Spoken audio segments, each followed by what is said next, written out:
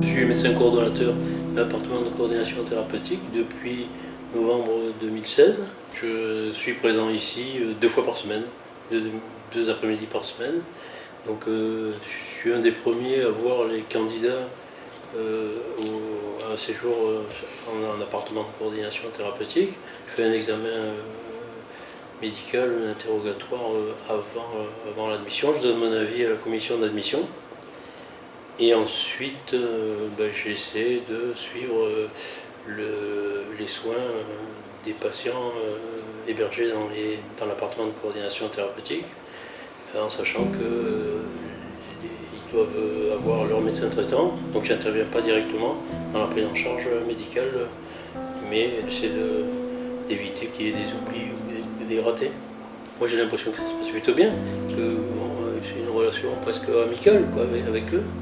Mais c'est pas à moi à en juger.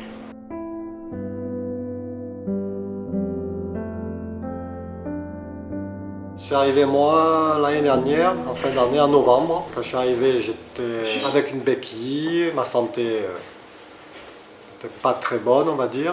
Bon, au fil des mois, elle s'est améliorée, donc je me suis refait entre guillemets une petite santé, ça va un peu mieux, parce que je n'ai plus la béquille. Donc je bénéficie d'une chambre, tout équipée, ainsi que de cette pièce, donc salon, cuisine, tout aménagé. Parce que les courses, tout ça, c'est nous qui le faisons.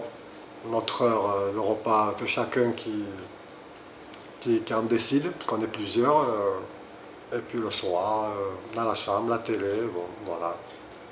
Et ça se passe très bien, parce qu'on s'entend très bien avec les résidents avec qui je suis, Christian et Philippe.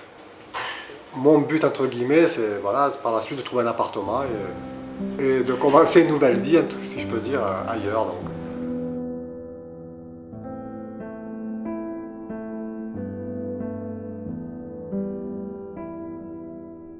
Je suis séparé de mon ex-femme, donc le plus important dans ma vie c'est mon fils, qui me manque énormément. Moi après c'est vraiment, ça compte pas beaucoup. Je me suis mis en arrivant ici à faire de la sophrologie, donc ça a aidé un petit peu donc, à m'assortir un peu de mon carcan, ça m'a aidé aussi à trouver une autre voie, à être plus tranquille, plus calme, plus serein. Bon, puis il y a un encadrement aussi qui est très bien, aussi, qui est sympa, qui est dynamique. Pas qu'on a sur le dos tout le temps, mais qui nous encadre correctement et très bien. On a donc une équipe médicale qui est extraordinaire. Et puis tout l'encadrement, assurance sociale, assurance de vie. On vit correctement. C'est vrai qu'on a une chambre qui est un peu petite, mais bon, on est là pour se reconstruire. Parce qu'on essaye de le faire le mieux possible.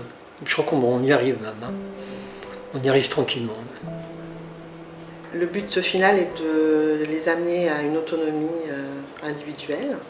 Donc plusieurs actions ont été menées. Donc l'accompagnement alimentaire, faire un café, élaborer un menu, mais également la cohésion.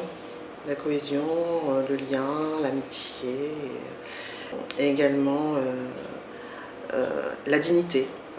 Se réapproprier son rôle d'être et d'être humain, voilà, tout simplement, avec ses qualités, ses défauts, mais également avec ses richesses, et peut-être des fois avec ses peines, ses deuils et ses souffrances. Voilà, mon but également, c'est de les accompagner dans le cadre d'un soutien psychologique, à prendre conscience